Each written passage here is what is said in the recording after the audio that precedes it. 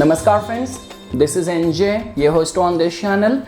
In this video, we will have our discussion on a topic which is a pressing issue for a many people, which is about getting married, which is about finding a right compatible partner for yourself. So definitely guys, we are living in a day and age where people are getting married in their mid 30s, late 30s, early 40s. It has become a very common norm. People these days want to first settle down in their professional life, get everything at the right place, then they be in that lookout for finding a right partner for themselves. But again guys, there are like certain cases where there is a pressure from the society, there's a pressure from like different sect of the society that you have made marriage as your ultimate goal in the life. And trust me, if you are pressing one issue so hard, if your whole mind and your life hovers around one topic and you're not able to find any clarity over there, it many times puts people into depression, puts people into this enigmatic situation that why they have been deprived of this kind of happiness in the life. So astrology can definitely prove to be a very important tool in order to decode that, which we will try to do in this video. Definitely guys, over this topic, different astrologers have different way of looking at it. Like a very renowned, respectful astrologer, he recently uploaded a video on the same thing, like where he talked about in certain alignments, like in whichsoever alignments the marriage gets denied in the charts of those people, and he gave more emphasis in the D9 chart and another divisional chart like D30 chart, Trimshamsha chart, which is called as the chart of the misfortune. And he majorly gave emphasis on the like first house, seventh house, second house and the eighth house. So you have to make a combination, and if in the resulting combination you will find malefic planets influencing your first house, seventh house, second house, eighth house in the D9 chart, in the D30 chart, that becomes responsible for the complete denial of marriage, which definitely makes sense. But in this video I wanted to dig it furthermore. I compiled the list of publicly known people who have not got married irrespective of being successful, being wealthy. And over here as well guys, there is one thing which I want to add.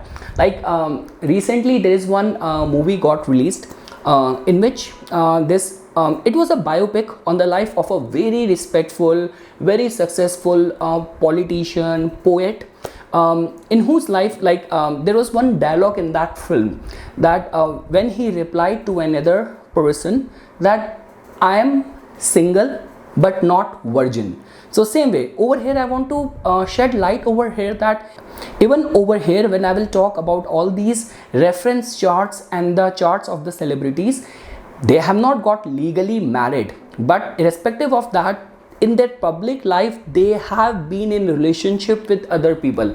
So whether you talk about having that active sexual life, whether you talk about courting someone, dating someone, in a live-in relationship with someone, so all these eligibilities are getting fulfilled. The only difference is that they did not legally tied the knot with someone, they did not like bound to any legal and family duties and responsibilities. So all of that we will try to understand that irrespective of, like in certain cases, like one of the reference chart of today is of a very renowned and respectful industrialist of India, Ratan Tata sir. And in his case as well, he has admitted this in his own biography in so many interviews that almost 4 times he was very close to, he was almost on the verge of getting married, but still it did not happen. So what could be the combinations for that? That is something which we will try to understand in this video.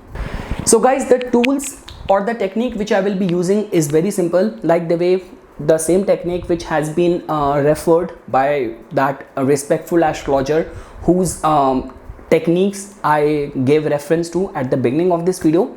So we have to give attention to the, first of all, the minute you open the chart, you have to give attention to the overall panchang, the tithi on which that native person is born, his like nakshatra, yog, Karan, Var. You have to give attention to all these details because that is what give you answer about what kind of karma, accumulated karma, with which that person has come on this planet, on this earth.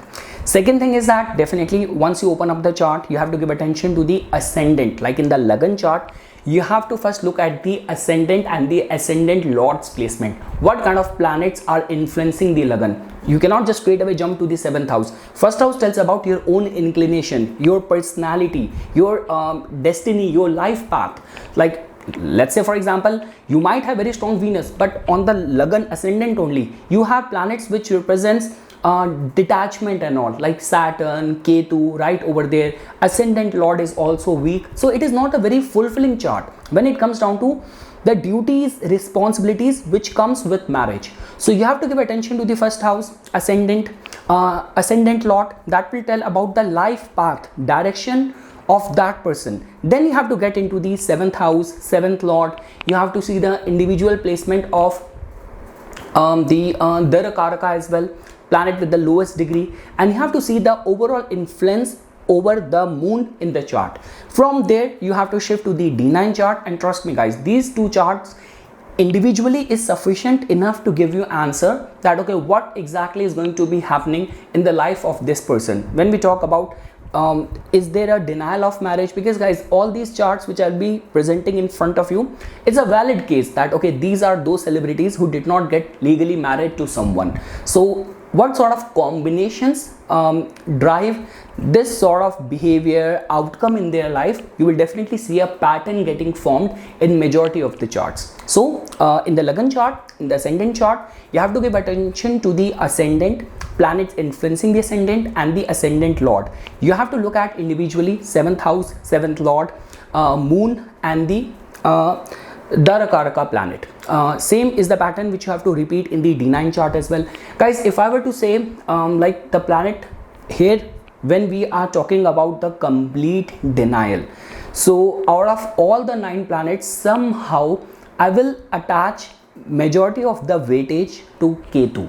So if in any capacity Ketu is gaining strength, Ketu is its prominence is kind of getting overlapped in majority of the techniques, majority of the like combinations, then this could indicate in that direction. So yes guys, with that said, let's start our discussion. So first chart of today is of the celebrity of Oprah Winfrey. In her case, I'm very confident because the portal from where I received the details, the birth chart details and all, so her birth details seems to be very accurate. So whatsoever we will study in her chart, there is a very strong possibility that we are working on the correct birth details. So guys, in her case, like the way the technique which I mentioned, all the analysis first start with looking at the Panchang. So she's born at the time of when moon was like it was waning. It was Krishna Paksh Dasami, 10th day of the waning phase of the moon. Her moon nakshatra is Anuradha. So Anuradha is a nakshatra being ruled by the planet Saturn. When we talk about doing philanthropy, interest in occult, spirituality, network, friend circle, Anuradha has got a league of its own. Now the var on which she is born, so definitely guys, the English date starts with the right from the midnight, but for the Hindu lunar day, tithi or var, I mean to say, we have to give attention to the time of the sunrise of that day. So the var energy has got more of the influence of the planet Jupiter over there. Yoga is Dhruva and Karan is Vishti. So yes, little bit slight vulnerability over here. Now let's shift to our focus over her main ascendant chart.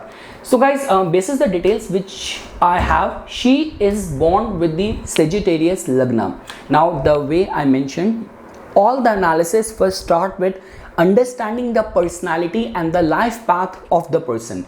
In her interview, she has admitted this thing that she actually dated someone, but the minute she realized getting into marriage will entail how many responsibilities, obligations, commitment and all, then she automatically pulled her out of that, because she knew that in the back of her mind or her whole life is dedicated, devoted to her show. So she will not be able to give that much inputs in a marriage. So that is something which she has by herself admitted in majority of her interviews and all. So guys, over here now we have to see that her ascendant lord becomes the planet Jupiter, and it goes to the 6th house. Now again guys, ascendant lord's placement in the 6th house is not a very good combination, that too in a situation where the ascendant lord in the 6th house is not in a friendly sign, in a friendly domain. Had it been a Aries or like Scorpio Lagna, and the ascendant Lord Mars gone to the 6th house is still a better case, because then it is going to be placed in its own sign. So over here the first vulnerability comes that the personality is workaholic, and that's what she has admitted. Second thing, and again one more thing guys, just because ascendant Lord is weak in the 6th house basis the sign, so that automatically drains her out of that. Second thing is we have to give attention to her 2nd house. So again guys, when it comes down to the concerns of the marriage, responsibilities and everything, we have to give attention to 2nd house as well, like because 2nd house and the 4th house actually tells about whether you are family oriented or not. If you have your 2nd house and the 4th house afflicted, that somehow makes people see this could be a case that you have other things as your priority. This could be career, this could be freedom, this could be your friendship, recreational thing, having fun in the life and all. And so if you have like so over there 2nd house also needs to be given attention. Now guys, in her case, if you will see, in her case the 7th Lord becomes the planet Mercury, and the 7th Lord is placed in the 2nd house. See over here, definitely if you are a like a presenter, or you are working as a interview expert and all, so podcaster in the modern day times, what we call it today. But over there guys, so all these people, in their case you will definitely see the prominence and the energy which goes to the 2nd house, which is the house of your speech. And 3rd house generally tells about the, see 3rd house and 5th house generally tells about the complete broadcast, you know, all those big television companies and all. So 3rd Lord is the planet like Saturn, which is exalted in the 11th house, and 5th Lord is planet Mars, which is also very well placed in the 12th house. So Mars is very strong and conjunct with the planet Moon, like kind of a Lakshmi yoga as well, getting formed in the 12th house. And lot many people have said this thing that Oprah actually did a very good job in bringing the global attention towards all those issues which no one before her was talking about or was willing to talk about. And she actually used her own sacrifices, her own suffering and ordeal in order to uplift other people. Now guys, coming back to her single status, why she never got married. So if you will look at the 7th Lord, which becomes the planet Mercury, it is placed in the 2nd house. I like the way I always say this thing, that 7th Lord being in the 2nd house, it has gone 8 places ahead of it. So this is not a very favorable sign for that.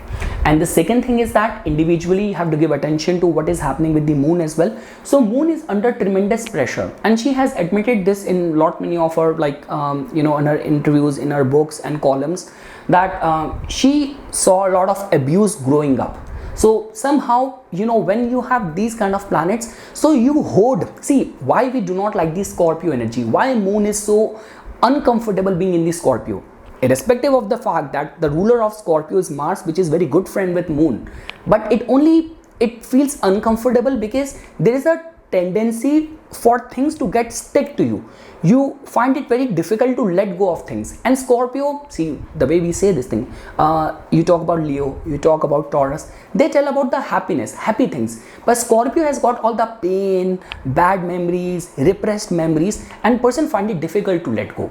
So this is how we can see. And again guys, after this you have to shift to the D9 chart. So over there, if you will come to the D9 chart, definitely if you will look at her like the first house, so we have Venus, which is very well placed beyond any doubt. It is a good sign, like deep inside. I see the Navamsha chart as the caricature of your soul, how you are deep inside.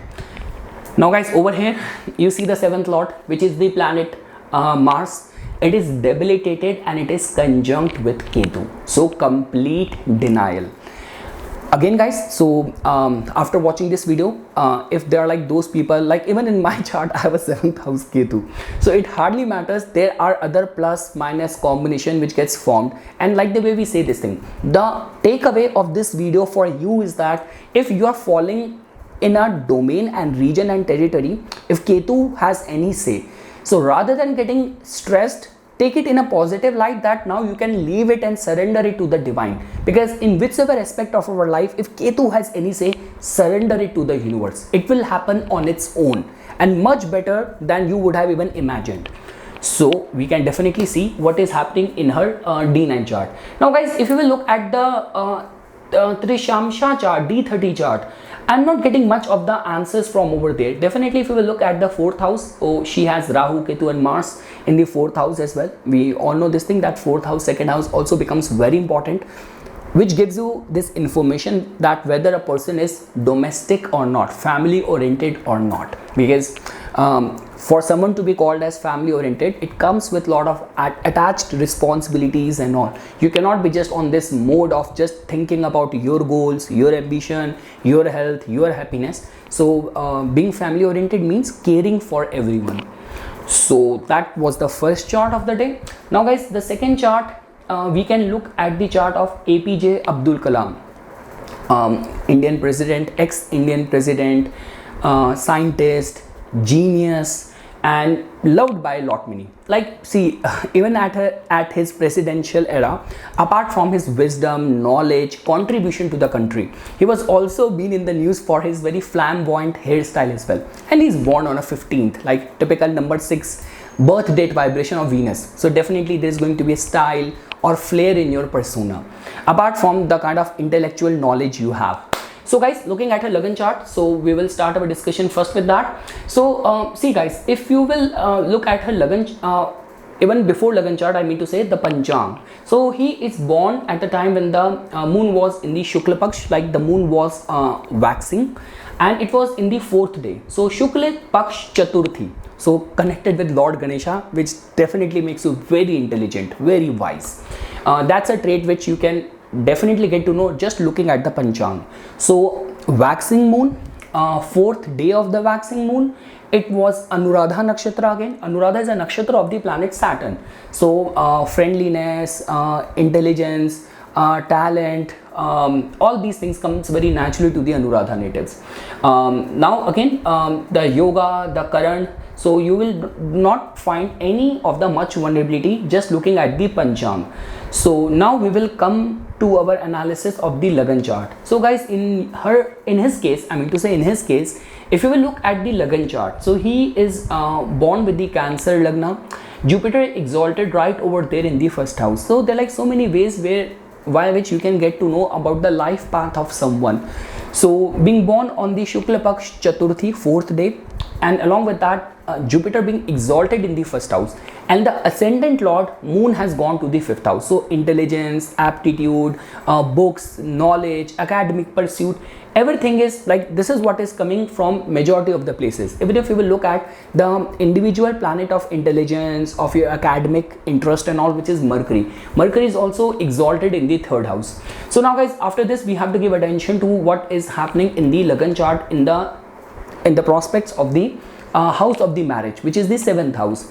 So if you will look at over here, his 7th lord becomes the planet Shani, which is the planet Saturn, and it has gone to the 6th house. So again guys, like the way I mentioned this thing that see, for the Cancer Lagna, had the Saturn been in the 7th house, even in the 8th house, it can still grant you that. But just because it has gone 12th place ahead to it, so these are among those people who become dedicated so much to their work that their work becomes their family, their work becomes their wife, their husband.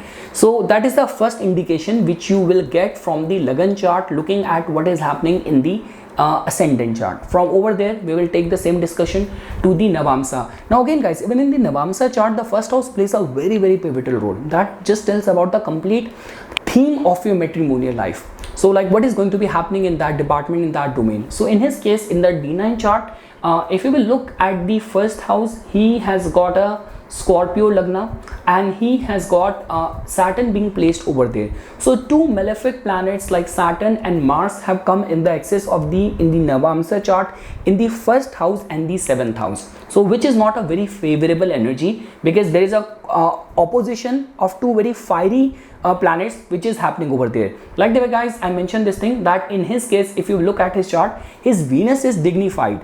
The only thing is that he made use of this Venus in order to be dedicated and being very passionate about his work. So like the way we say this thing that okay, in a man's chart, if Venus is strong, it can definitely create attraction for the beautiful things, appreciation for the beautiful things, but that love in the form of a partner getting manifesting, materialized in your life. So that needs to be studied through other combinations as well. So looking at his D9 chart, the opposition of Saturn and Mars is not a very good sign. And again guys, there is a repetition of the pattern which you must be seeing over here. So even in Abdul Kalam sir's chart, in the D9 chart, you will see the 7th lord becomes the planet Venus, which is placed in the second house, which has gone 8th place ahead of it. So which is not a very favorable or conducive energy for this. And guys, the same sutra which I was telling about of that senior respectful astrologer, so in the D30 chart as well, if you will see, he has got Rahu and Ketu placement in the 7th house. Now guys, the next chart of today is of Ratan Tata sir. So guys, if you will look at the chart of the Ratan Tata sir, so definitely the analysis first starts with the Panchang. So he's born at a time of the Krishna Paksh Ekadashi, when the moon was waning and it was 11th day of it. His moon nakshatra is Vishakha, Yog and Karan, I'm not seeing vulnerable, and as per the Hindu calendar it was the Somvar, Monday. So the moon energy. So this is the combination which we see. I'm not seeing much of the vulnerability in the Panchang in itself. No energy of Gandamul, of Amavas, of Ashtami and all. I'm not seeing any of that. Now we will look at the Lagan chart. Like the way I mentioned at the beginning of this video, that Ratan Tata sir has admitted this in many of his interviews, that almost 4 times he came close to getting married, but it did not happen. So if you will look at his Lagan chart, the whole analysis always starts first with the Lagan chart. So guys, in the Lagan chart, you can fairly see over here that his in the ascendant only, he has got Sagittarius Lagna, and the Lagnesh of the ascendant chart has gone to the second house. Now guys, over there you must be getting worried that how come such a wealthy person has got a kind of a debilitated planet in the second house of family wealth. But again guys, over there as well, if you will see, he has got an exchange of Jupiter and Saturn taking place in the second house and the 4th house, which in a way also tells about the wealth which you acquire from the family name and all, being born in a family where everything comes to you from the birthright as well. Beyond any doubt, his altruistic intention and the much philanthropy which he has done. It is very rare to see this kind of philanthropy in today's modern day times and all, but still over and above that, being a Parivartan of the 2nd and the 4th lord proves that point. Now guys, after that, if you will give attention to his the 7th house and the 7th lord, his 7th lord becomes the planet Mercury. It is placed right over there in the 1st house. It is combust, it is retrograde, and it is in a kind of a being concentrated with the presence of too many planets over there. Now the major answer of this chart, more than the Lagan chart, will come from the Navamsa, because guys, in his case, the influence of Venus in his case is not that weak. So there must have been some influence in the overall life, the way it was being controlled by planets, by the astral influence, because definitely he was wealthy, he had good academics and everything was spick and span, but still after that the force of the nature was stopping it for getting happening. So his Lagan nakshatra is Mula, being ruled by the Ketu. Now if you will open up his D9 chart, right over there in the D9 chart, in the 1st house, he has got conjunction of Ketu and Moon. So again guys, in the D9 chart, that too in the 1st house, which becomes very important, Ketu's influence is kind of act as a obstructing force, where nature creates obstacles that whatever you are trying to achieve, because for any divisional chart, the 1st house becomes the ultimate theme and promise of that. So in the 1st house, Moon Ketu combination conjunction is not a very good sign, and again guys, you will see the repetition of the pattern. So even in the D9 chart, the 7th lord becomes the Venus. It has gone 8th place ahead of it, and that is the mistake which many novice astrologers do, that they see that okay, for Aries Lagna, 7th lord Venus strong in the 2nd house, it's a good combination. Same is the way for the Libra Lagna, 7th lord planet Mars is well placed in the 2nd house, but no, it has from the 7th place, it has gone 8th place ahead of it. So marriage would have otherwise transformed him, but Ketu has something else in store. Ketu did not want him to make use of his family wealth to indulge in luxurious wedding of his children, of his family and all. Universe or nature wanted him to make use of his money for charity, for philanthropy, for other things. So this is what his destiny was, and this is something which you can see in the D9 chart with the presence of conjunction of Moon and Ketu over there. And guys, the last chart is of my favorite actor, Indian actor, Salman Khan. So in his case, definitely I'm sure he must have been in different relationship and all, but the marriage did not get materialized. Though it has been in news for so many instances, he has been linked with so many actresses and all, but the marriage did not got materialized. So in the Panchang, first of all, so he is born when the moon was like waxing, Shukla Paksh Panchami, and nakshatra was Dhanishta. Again guys, even in his date of birth, he is born on the 27th. 2 plus 7 is 9. So he is very strongly ruled and governed by the planet Mars. And even in the moon nakshatra, Dhanishta is coming. And out of all the 27 nakshatra, Dhanishta energy is not considered as very good, very harmonious for the marriage.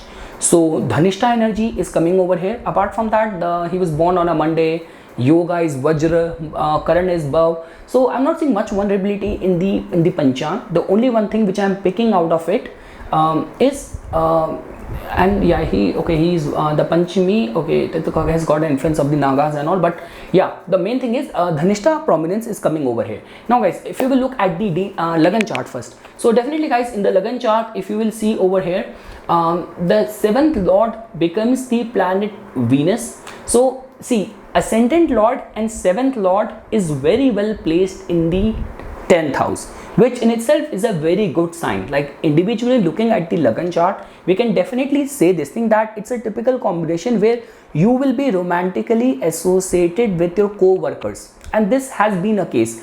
90% of the times he was linked with his fellow actresses with whom he worked in the movies. So that thing is getting materialized, that okay, personality is very youthful, very charming, very health driven, very philanthropic, typical brotherhood, you know, exchange of favors, doing anything for well-being and supporting your friends and all. So that all is getting promised in the Lagan chart.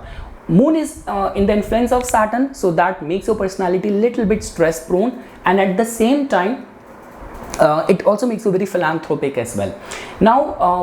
Now the minute we will shift our attention to the D9 chart. So in the D9 chart, he's got Moon and Jupiter in the first house. So just looking at the first house of the D9 chart, you can look at this chart as the caricature of the soul. So that also tells about that deep inside, you want the good for the world. You actually want to show kindness, want to help people. This is what your soul crave for, deep from inside. But over here, we have to see more from the point of view of the marriage. So the 7th lord has gone 12 places ahead of it, and it is placed in the 6th house, and you can see Saturn, Rahu and Mars. So had he legally got married to someone, it would have got embroiled into so many court cases, dispute and all. So yes, when we talk about the specific cases of the denial and all, these are certain combinations which you can give attention to. Out of all the planets, I give attention to Ketu, that Ketu actually plays a very significant role in denying something, in complete denial of something, and the remedy of that is not getting worried, completely surrendering to the will of the universe.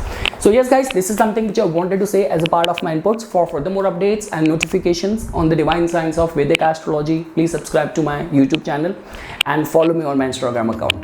Dhanyavad.